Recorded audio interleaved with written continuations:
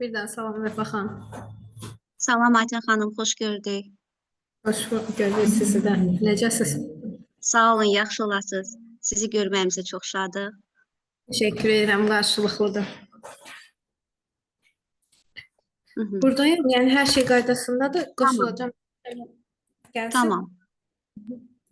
Hörmətli tədbir iştirakçıları, hər birinizi salamlayırıq. Xoş gördük. Bugün biz Gəncə Dövlət Tarix Mədəniyyət Qoruğu, Azərbaycan və Anadolu İrfan Körpüsü, Nizami Gəncəvi və Yunus Əmrə mövzusunda konfrans təşkil etmişik.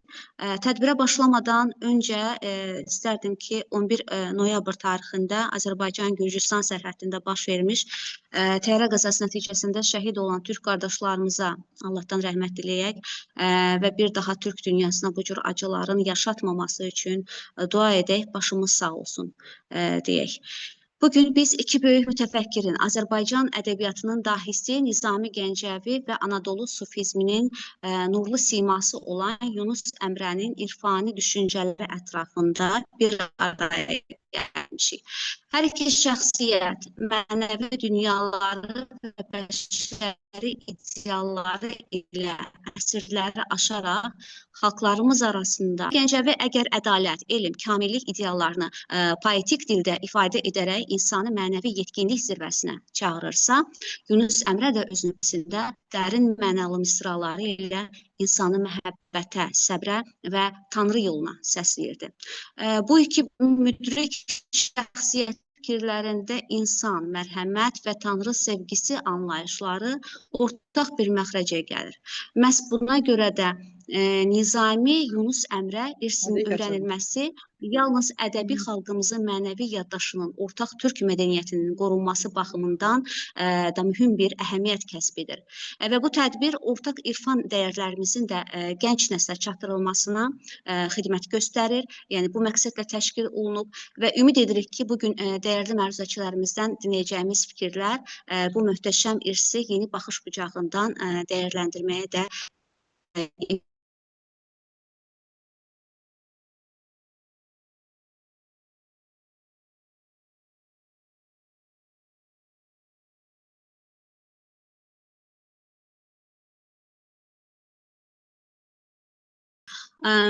Azərbaycan Milli Elmlər Akademiyası Nizami Gəncəvi adına Ədəbiyyat İnstitutunun böyük elmi işçisi, türkoloq alim, filologiya üzrə fəlsəfə doktoru, hörmətli Ayten xanım Qurbanovaya. Ayten xanım, buyurun.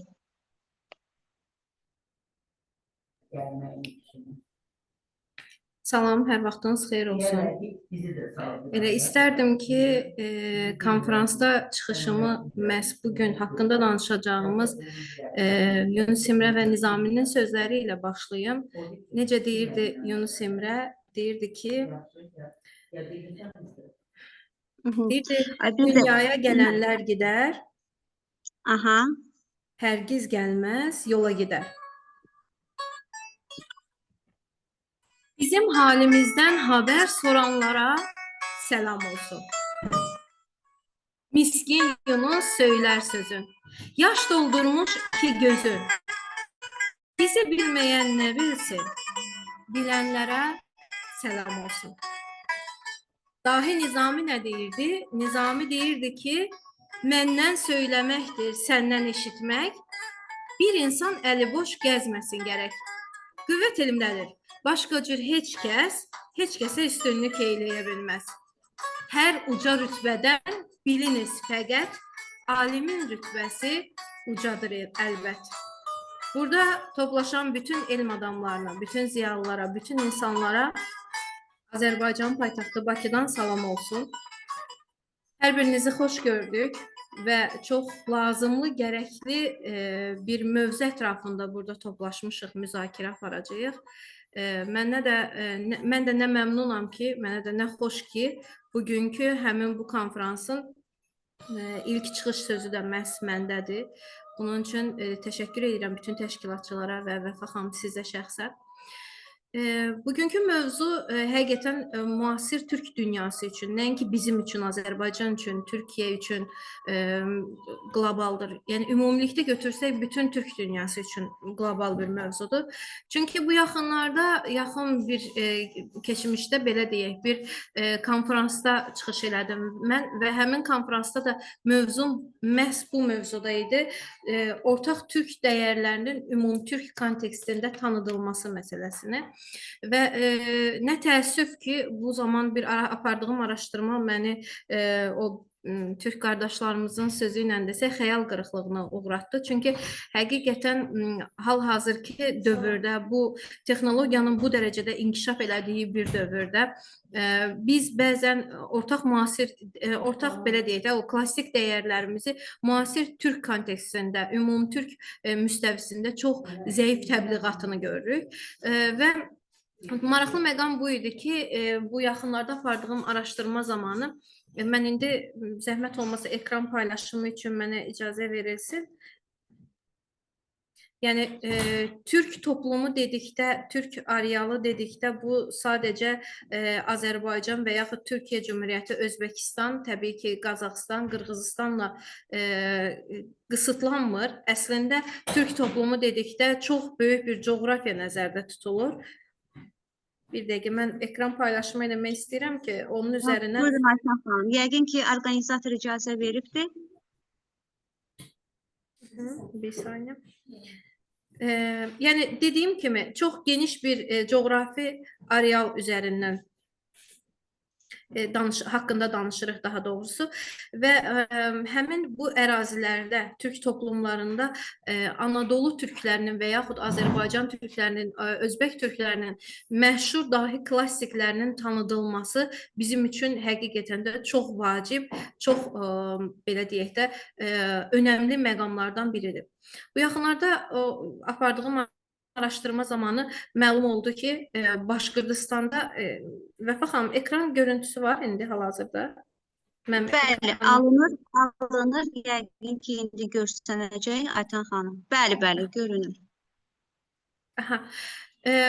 Deməli, Başqırt türklərinin, Başqırt ədəbiyyatında, daha doğrusu Başqırt informasiya mənbələrində mən araşdırırdım ki, Nizami Gəncəvi nə dərəcədə tanıdılır və çox təəssüf ki, belə bir səhnə ilə qarşılaşdım ki, Nizami Gəncəvini baxmayaraq ki, biz hal-hazırda 21-ci əsrdə yaşayırıq və texnika bu qədər inkişaf edib, hansı ki, hamı öz iş otağından oturub birlikdə bütün türk dünyası müzakirələr apara bilir. Amma nə təəssüf ki, Nizami Gəncəvini mən Başqırt mənbələrində fars şairi kimi qeyd olunduğunu gördüm. Araşdırmalar zamanı məlum oldu ki, ümumiyyətlə bu mövzuda olan Nizami Gəncəvinin bütün türk dövlətlərində, türk soylu xalqlarda məhz türk şairi kimi tanıdılması istiqamətində kifayət qədər də işlər görülüb. Məsələn, xüsusilə onu qeyd etmək istəyərdim ki, Çuvaşistanda Nizami Gəncəvinin büstünün qoyulması. Yəni, burada məsələ müstəqil olan türk dövlətlərindən getmir təbii ki. Ümumilikdə bütün türk soyluların, türk dillilərin yaşadığı ərazilərdən gedir ki, bu ərazilərdə də biz eyni şəkildə, eyni təbliğatı aparmalıyıq. Mən burada bir dəqiqə. Burada hər halda görünür xəritədə Nadir Dövlət Türk Cümhuriyyətlərini araşdıran bizim dəyərli, hörmətli hocalarımızdan biri ekranda da gördüyünüz kimi ümumilikdə bütün türk soyluların yayıldığı arealı ərazini geniş şəkildə bu bayraqların əksi ilə görə bilirik və təbii ki, qeyd elədiyim kimi muxtar respublikalarda, muxtar türk respublikalarında bu Aytan xanım, üzr istəyirəm. Burada yalnız papkalar görünür. Siz paylaşım etmişsiniz də. Biz papkaları görürük yalnız. Bəli. Yox, paylaşım etmişəm. Tam görmürük, yəni. Zəhmət olmasa yenidən paylaşın. Çünki görünmür tam. Papkalar görsənir, ancaq dediyiniz mövzuda görünmür. Bir saniyə.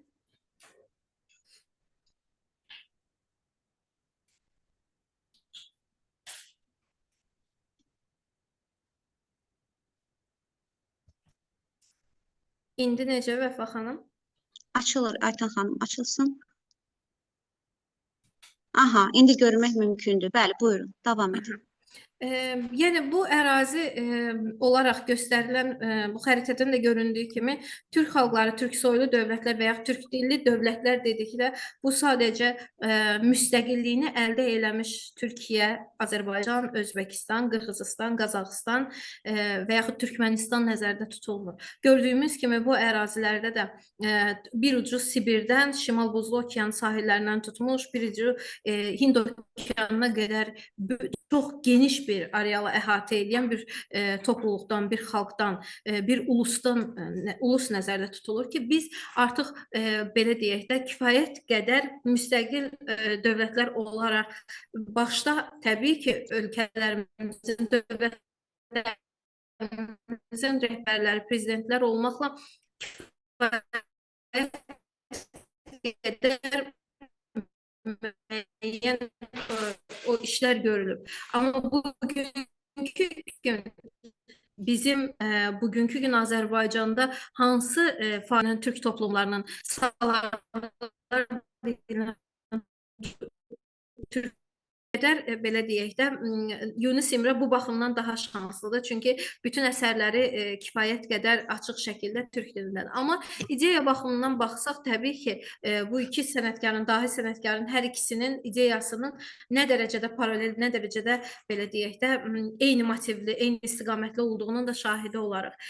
Sadəcə hər ikisini ümumtürk, hər ikisinin yaradıcılığını ümumtürk ədəbi müstəvisində qiymətləndirsək, məlum olar ki, Nizami Gəncəvinin yaradıcılığı boyu fars dilində olsa da, yəni yad dildə olsa da belə deyək, amma ideya baxımından sırf türk ideyası ilə yaşaması elə məhz Yunus Emre'nin həm dil baxımından, həm ideya baxımından eyni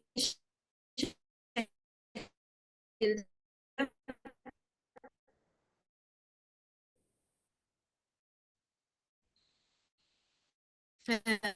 fəaliyyət göstərməsi müstəvidə.